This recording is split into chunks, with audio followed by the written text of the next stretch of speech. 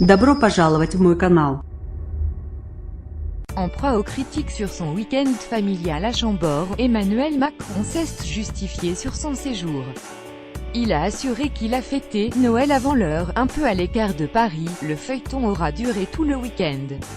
Emmanuel Macron, arrivé vendredi soir en Loire-et-Cher pour un week-end en famille, n'a pas fêté en avance ses 40 ans. Il les aura jeudi mai, Noël avant l'heure, selon ses dires, au cours d'un entretien à l'AFP et RTL devant le château de Chambord. J'ai fait comme beaucoup de familles françaises qui ont à gérer les belles familles. On a fêté Noël avant l'heure et j'avais choisi de le faire un peu à l'écart de Paris, a ajouté le président. J'aurais pu décider de passer mon Noël en famille à l'Élysée et j'aurais pu faire comme beaucoup de mes prédécesseurs, profiter des lieux de la République, a-t-il relevé, affirmant avoir à cœur quand il est avec sa famille d'aller avec les Françaises et les Français. Christophe Castaner, délégué général de la République En Marche, avait déjà donné quelques précisions dans la journée. Emmanuel Macron a décidé de réunir sa famille, ses très proches, et de ne pas le faire dans un lieu public comme l'Élysée mais de le faire dans un lieu privé en payant de sa poche la location et la location d'une salle.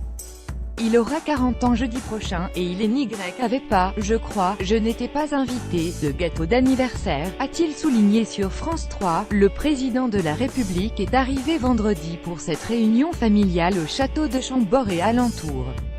Avec une quinzaine de membres de sa famille, ils ont séjourné dans un gîte du village de Chambord. Samedi, ils ont rendu visite au bébé panda Yuan Mengos aux voisins de Beauval, voir aussi Emmanuel et Brigitte Macron. Leur visite aux zoos de Beauval en images. J'étais au spectacle de La Belle et la Bête, ça n'est pas un privilège inouï. Les premières critiques autour de cette fête familiale au château de Chambord et alentours. Son entourage s'était employé à préciser les conditions de ce séjour privé, et financé par le chef de l'État. Le président a lui-même évoqué ces quelques jours face à la presse. Il a décrit un week-end en famille avec des beaux sites français dans la ruralité française, rien de plus, rien de moins. J'ai payé avec mes deniers. Il y a un gîte superbe qui est dans le village de Chambord mais qui est accessible, a-t-il ajouté.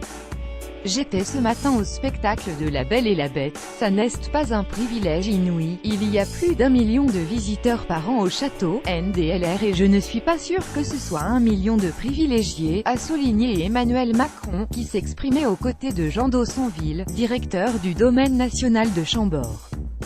C'est un coût raisonnable que peut se payer un président de la République qui veut faire plaisir à sa famille, a-t-il conclu. La Nouvelle République avançait que le président et sa famille étaient logés au gîte des réfractaires, au pied du célèbre château. Cette maison est désormais composée de 2 gîtes classés 4 étoiles, baptisés Cerf et Salamandre. Ils peuvent accueillir 8 personnes chacun et disposent de 4 chambres. Pour un week-end en basse saison, il faut débourser 800 € TTC. Macron tacle les esprits chagrins. Emmanuel Macron a également critiqué les et esprits chagrins qui ont vu un symbole monarchique dans son week-end près du château Chambord.